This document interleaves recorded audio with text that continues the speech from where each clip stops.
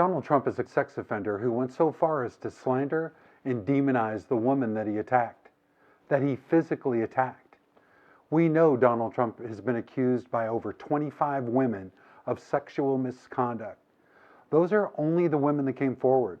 I imagine there's a whole cavalcade of women that held back because they fear retribution. If all of that isn't suspect enough, while in office, Donald Trump made sexual comments about his own daughter, Ivanka, in front of his employees.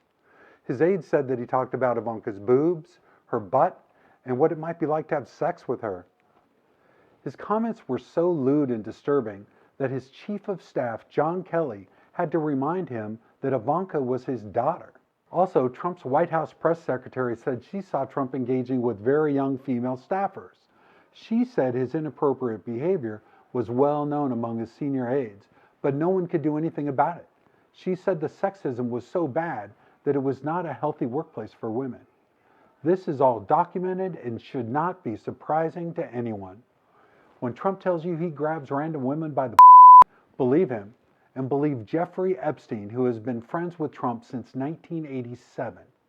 In a deposition, Epstein was asked if he ever socialized with Donald Trump in the presence of females under the age of 18.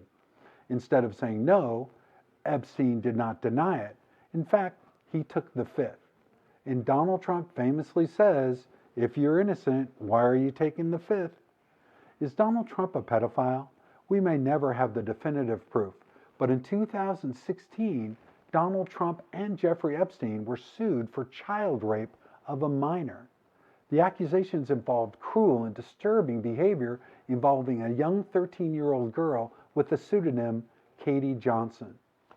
In brief, Katie Johnson said Trump had sexual contact with her at 4 parties, including tying her to a bed and violently raping her. Johnson pleaded with Trump to stop, but he violently struck her in the face and screamed that he would do whatever he wanted. According to her lawyer, the lawsuit was dropped because Katie Johnson was afraid to show her face after receiving multiple death threats. Well, wasn't that a convenient coincidence for Donald Trump and Jeffrey Epstein?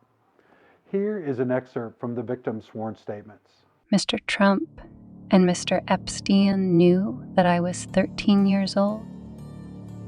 Defendant Trump had sexual contact with me at 4 different parties in the summer of 1994.